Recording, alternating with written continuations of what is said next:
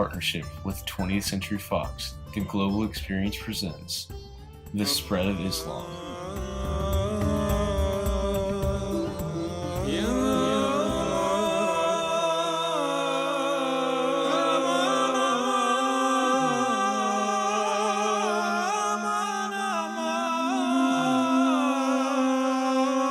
It is surprising that civilizations were able to thrive in the Middle East despite the harsh environment. The dusty sandstorms, the barren deserts, and the sweltering heat of the desolate terrain all contribute to the tough living conditions.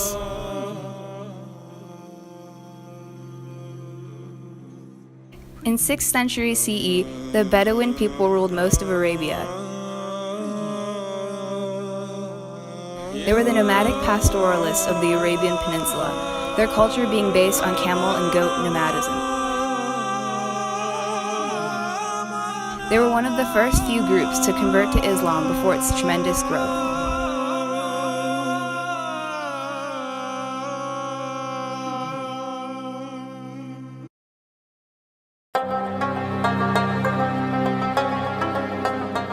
The Bedouins were sorted into smaller tribes and clans. They defied the odds by being able to inhabit the edges of the empty quarters as well as in the desert's brutal environment.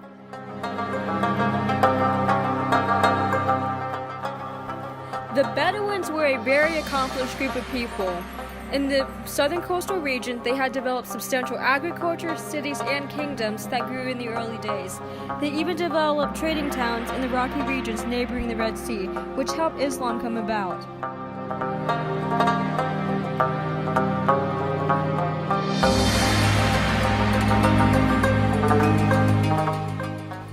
The Bedouins also had a rich culture.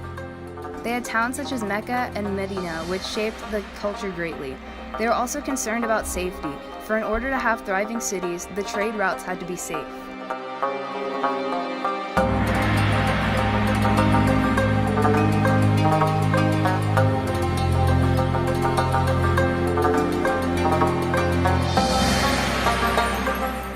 Bedouin society was very family-friendly.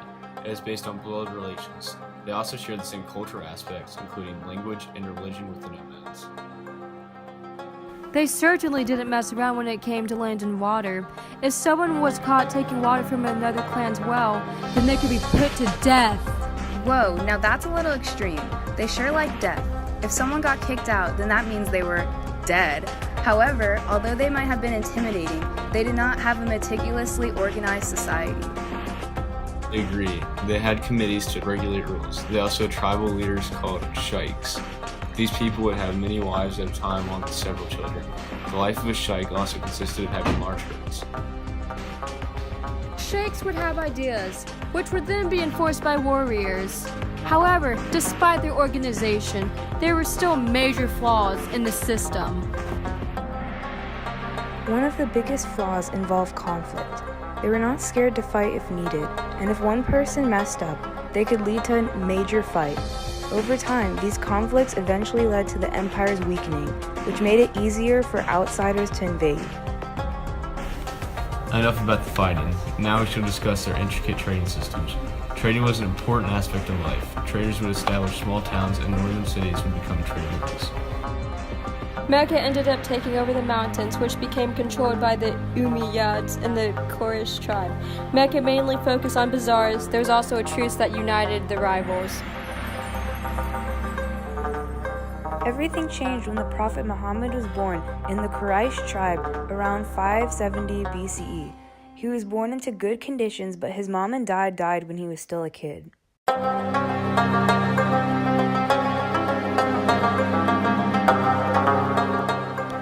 Muhammad eventually worked as a trader for a woman named Khadija. This woman would eventually become his wife. His life as a trader led him to many exciting opportunities.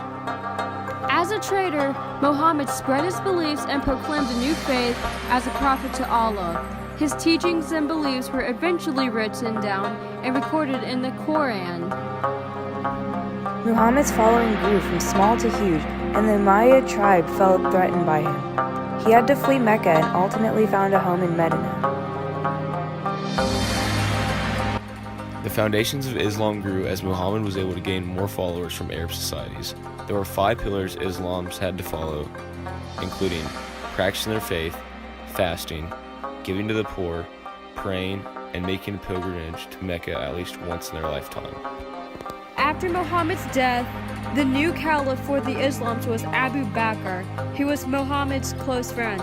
As well as after the death of the Muhammad, the Islams launched a series of conquests called the Ridda Wars. These wars helped unify the Islamic culture and defeated some of the rival prophets of some larger clans. They also launched other attacks to help spread the Islamic faith.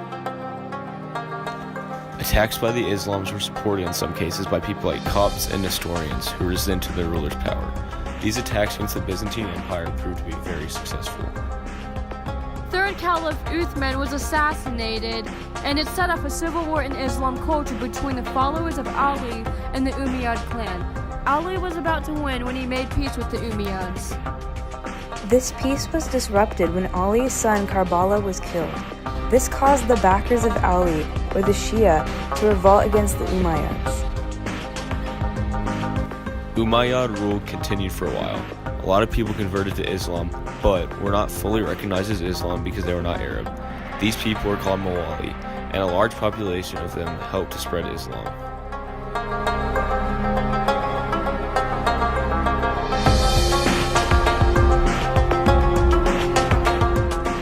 Eventually, people got mad at the Umayyad Empire and decided to fight them under the Abbasid party. They eventually won the fight with a victory at the Battle of the River Zab. This led to the almost complete fall of the Umayyad Empire, and the Abbasid party took over.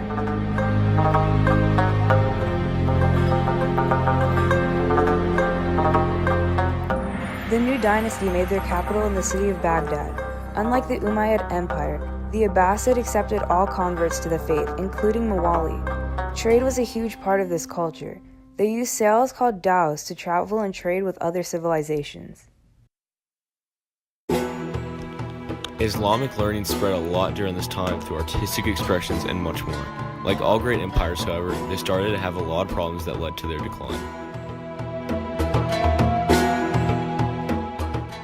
The first main problems were the extravagance of the wealthy becoming too important and the disputes over succession. The empire had too many expenses and were taxing the people extreme amounts of money. These taxes led to the abandonment of entire villages. Other factors that led to the Abbasid decline were lowering the social status of women and nomadic invasions from groups such as the Buyids and the Seljuk Turks.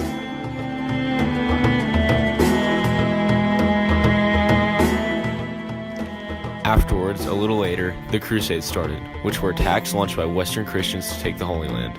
These attacks succeeded in capturing cities like Jerusalem.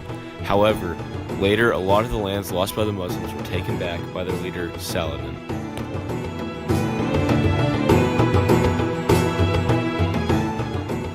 Once everything settled down, Persian culture began to flourish in the Abbasid Empire, and Persian writing even became more popular than Arabic. Many epics were written about Persia and the Islam conquest. Many advancements were also made in the sciences. This includes the concepts of sine, cosine, and tangent that we now know from trigonometry. This also includes discovery in chemistries, such as better classifications and the weight of different minerals. How fun! As well, at this time is when religion started becoming more divided. On one side, you had people starting to rely more on mysticism, while the other side, people were more conservative in their thinking and were hostile to non-Islam ideas. Those people were called the ulama. Despite their political tensions, the biggest threat to the empire was coming from a strong outside nomadic group called the Mongols. They were a strong group of warriors led by Genghis Khan. They were able to take over the Abbasid capital of Baghdad and continue their conquest until they were eventually defeated by the Mamluks.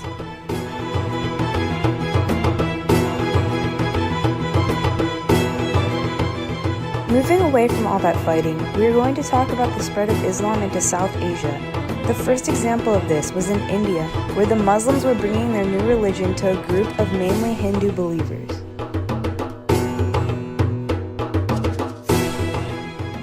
Hindu and Islam were very opposite to each other and opposed each other in many ways. The first contact of Islam people in India had came in the form of Arab seafarers. These Arabs convinced people in the Mediterranean to help them launch attacks to avenge assaults on Arab shipping. These attacks were led by a 17-year-old leader named Muhammad ibn Qasim.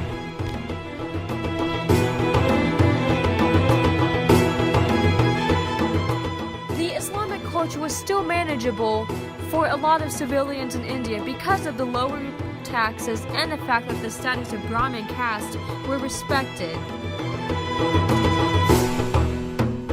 Islam's civilizations being in India also meant that there was a lot of Indian influence in Islamic culture.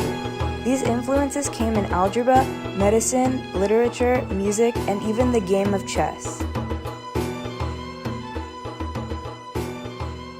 One leader decided to spread the ideas of Islam to India in a more violent way. Mahmud of Ghazni led a series of expeditions that sacked major cities in India and defeated lots of wealthy princes in the country.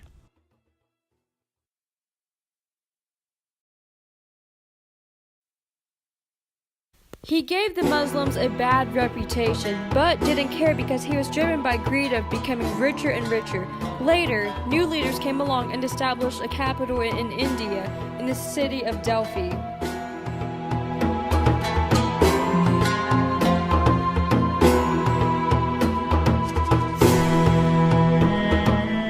Soon, converts were won over peacefully, and mosques and schools became the focal points of the region. Buddhists were attracted to Islam because of the previous invasions and the fact that their religion was being corrupted. As well, people of lower classes were enticed to the converts because of the Islamic ideal that all people are equal.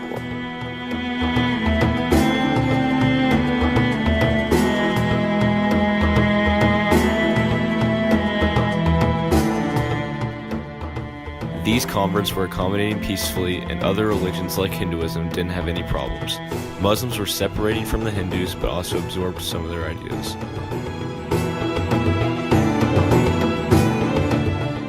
Soon, Hindus felt threatened by Islam, and this caused a religious revival for Hinduism. They were more devoted and even opened religious groups called Bhakti cults to women and untouchables.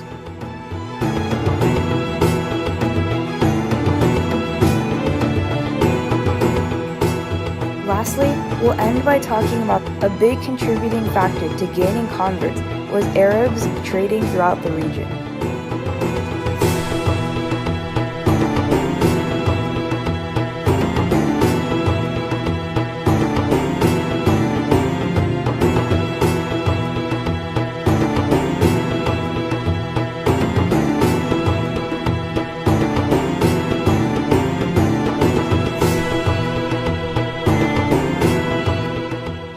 Merchants introduced rituals to many people and were able to win over many converts in a very peaceful manner.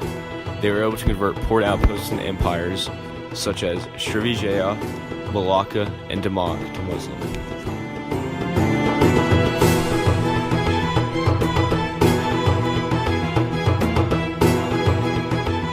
Thank you for watching our video about the rise and spread of one of the great early religions, Islam.